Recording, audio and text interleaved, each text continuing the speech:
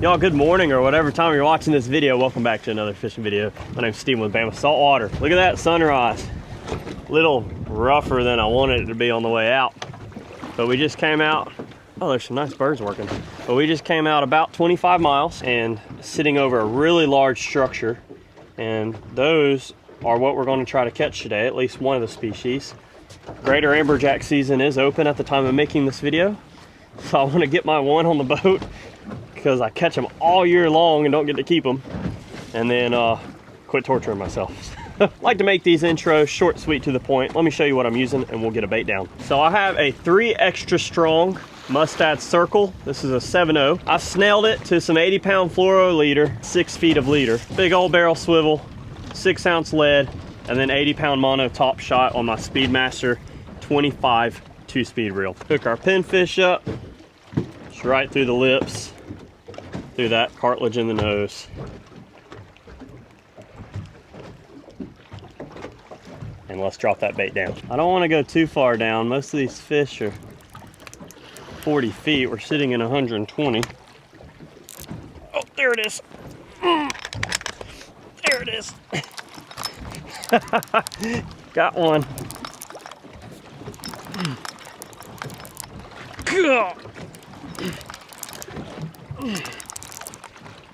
Gotta get you up. You don't want them to get stuck in the reef. Got a cooter or AJ? Come on. Oh, I think that's an AJ. Yeah, it is.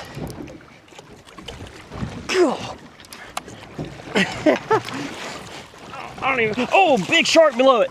Oh no.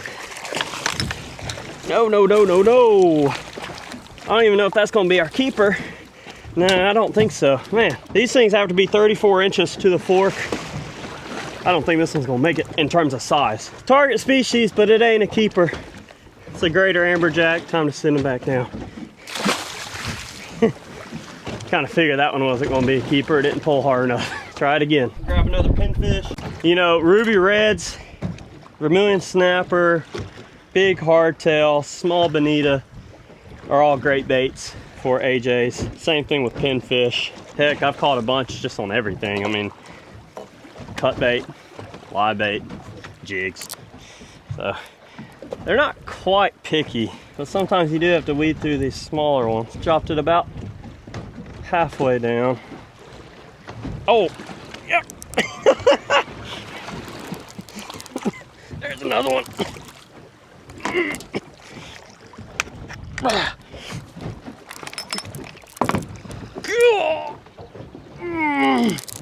That might be a proper one.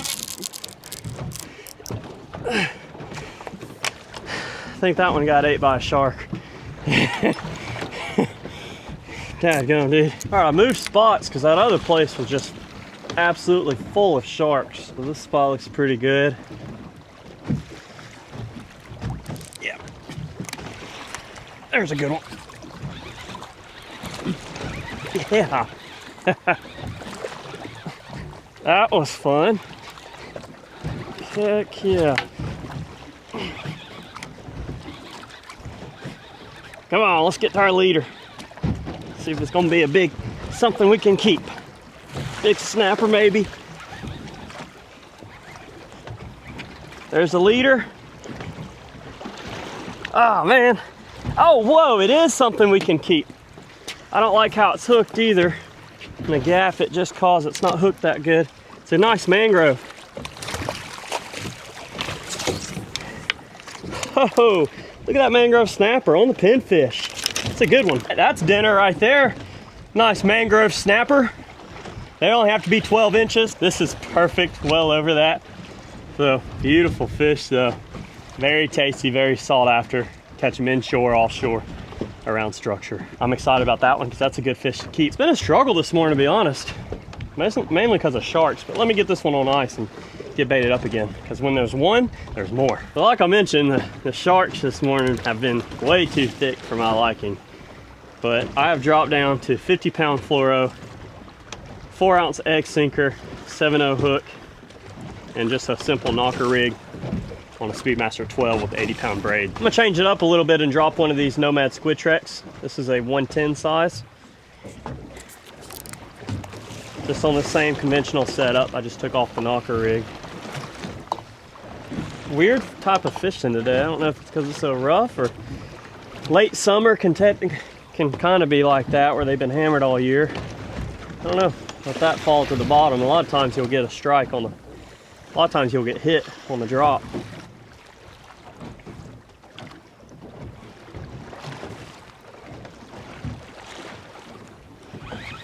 There's a fish on the old squiddy.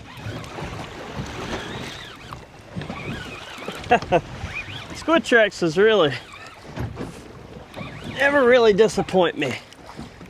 Usually, it's one of those things I try to bring out here majority of the time. That might be a bonita.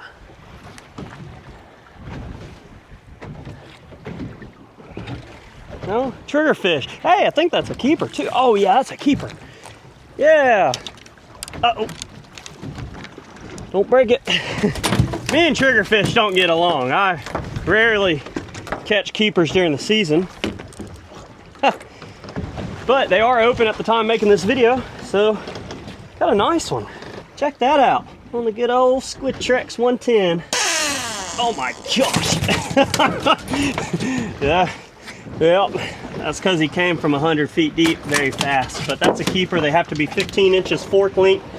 So from the tip of that toothy mouth to the middle of their tail has to be 15 inches. And you're only allowed one a person. Cool, we're gonna throw him in the cooler. That's a pretty nice triggerfish. They do get bigger, but since you're only allowed one and it's a keeper, guess what? We're keeping it. Sweet, mangrove and a triggerfish, very fine eating. I don't know if y'all can see their teeth or not, but you don't want to get your finger anywhere near that. There's a couple people that have asked how well they hold up to triggerfish. This one's been in my tackle box a little bit, and it still has both eyes, all the tentacles. I find they hold up pretty good. Occasionally the eyes will come off. That's just over time. But that TPE material, even though you have to store it separately from other plastic lures, but it holds up very well. Well, I was moving spots and just came across a pool float or a beach float. There's nothing under it, and typically when I find, actually, what is that? There's a little bit of bait under it. So I say typically when I find balloons and stuff like this, I don't really find much fish under it because they move so fast. They don't collect a lot of growth. This one has some bait fish just because we're in a lot of reef. I'm gonna pick this up, get it out of the water. Glad there's nobody in it. Good gracious. Don't get all up in the engine. I'm gonna get the gaff on it.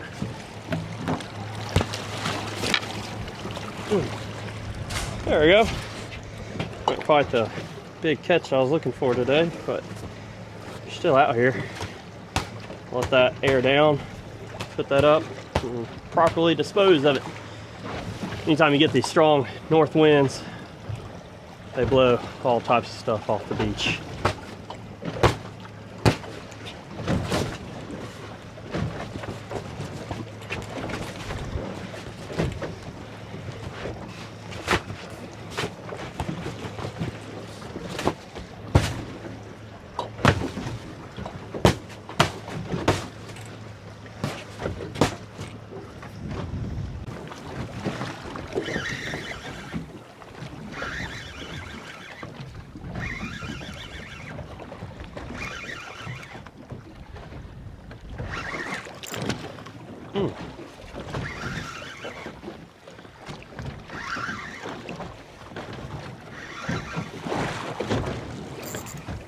Get off this spot. Too many triggerfish. I guess it's a triggerfish kind of day for me. Some smaller Squidtrex. Here we go.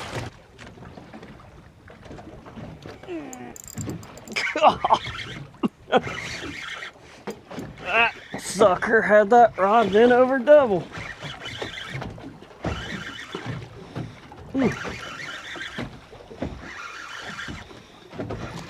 Oh, it's a mangrove. Yes.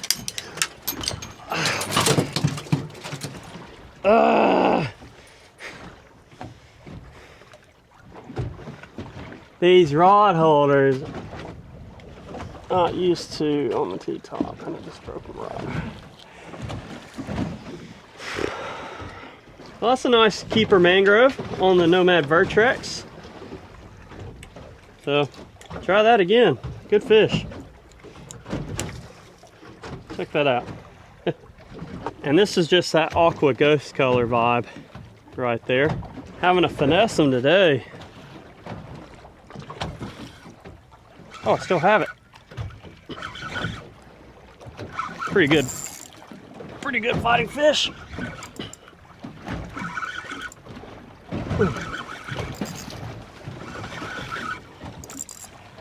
Come on. What are you doing back there? Oh, that's cool. That's why. Last time I caught one that size, I got one of those 3 extra strong hooks in my hand, and it was not pleasant getting it out. Cute little fish. Get it back. Undersized. Go back, you. Wasn't coming unhooked easy at all. I'm gonna head in. It was a lot choppier than I thought it was gonna be today, but hey, I'm happy with what I caught. And we'll see you back in just a bit. So we're at our cleaning table. I have my triggerfish and this mangrove. I gave the other mangrove away, but these are some fine eating right out here from the Gulf. So we're gonna knock these out. No, we haven't done a triggerfish catch, clean, cook in a long time because me and triggerfish don't really get along. I catch tons of them until the season comes, and then all the ones I catch when they're in season are just short. But that one's a fine specimen of one. See them teeth on them? He ate the Squidtrex, and this mangrove ate the live pinfish. That's a stud example of a mangrove. Triggerfish have some thick leather type skin that can be tough to get through, but with the sharp knife, it's kind of funny, it already looks like it's been cut, but that's just the pattern of it. But with a sharp knife, hey Mackie, do an outline of their skin, and once you do that, they're relatively easy to clean. So I outline the skin there, go behind that pec fin. Like I said, you could use a serrated knife, works pretty good, but you just have to get under that skin. Boom! Now we'll be able to pull that open and fillet it off. They have such a great meat. God, these flies are everywhere. But they have such a delicious meat to them. Super white when it cooks up. Very flaky and mild. Comes from their diet. They eat a lot of, they pretty much eat everything, but I found that they eat a lot of crustaceans, squid, sea urchins. If you've ever eaten sea urchin, I've heard, I've never eaten one, but I've heard they're very good. So just gonna get through that, poke through the bottom, slide knife back, and work our way down this thick rib cage. Kind of like sheep's head in terms of their rib cage, it's so thick. But there's a nice triggerfish fillet. See all their muscle tissue right there for these fins. It's their muscle, and then it moves these fins. There's their trigger. Obviously, you've probably seen this numerous times, but that's their trigger right there. That's their dorsal fin with their trigger here. See? Beautiful tail, cool eyes, very small gill entrance, but good eating fish. We'll do the other side, and y'all probably already seen mangrove snapper or a snapper cleaned. It's just like anything else. So you've probably already seen that before. We'll take the skin off this, clean it up, and be inside and cook it.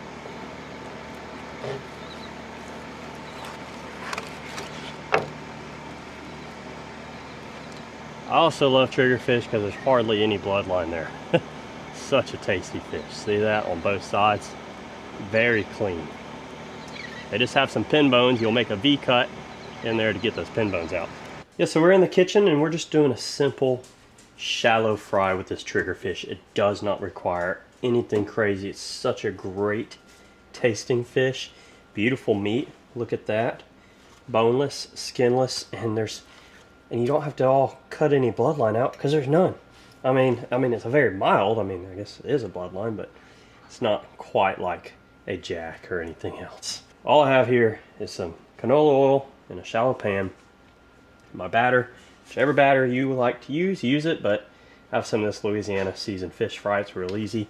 All you do is pat the fish in there, flip it, pat it down, and fry it. So, gonna be very simple. I am wearing my new Lucky Mossy Oak hat. My other one is really faded and has a lot of good salt on it from some previous trips, and that's one I wear fishing. Y'all can go get you one too on Mossy Oak's website. Use promo code Bama Saltwater. We'll take our fish, just pat that in there, real easy.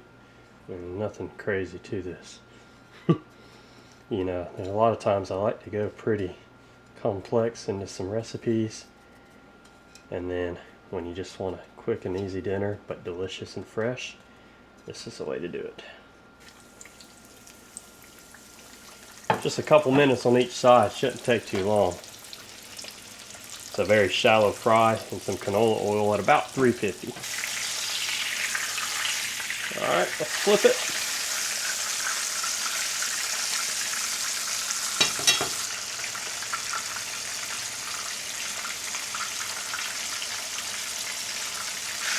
Alright, let's drain. Now that was a quick and easy way to cook up some fresh fish. I just garnished it with some dried parsley and a few freshly sliced green onions and a small slice of lemon. You can do some cocktail sauce, remoulade, whatever you like. We're going to go outside and try this. What a nice evening. Hardly any wind right now. Absolutely gorgeous. The dolphins are out, birds are playing, and we have our dinner. It's time to give it a try. See, it should flake apart really nice. Oh yeah. Try it without squeezing a lemon on there. See that? That's why triggerfish is so delectable. You can only keep one, and it's a very short season, so I don't make those rules up. But I do enjoy eating them. Not quite fishing for them, because I always catch the big ones out of season and catch the little ones when the season's in. But let me quit talking, give it a try.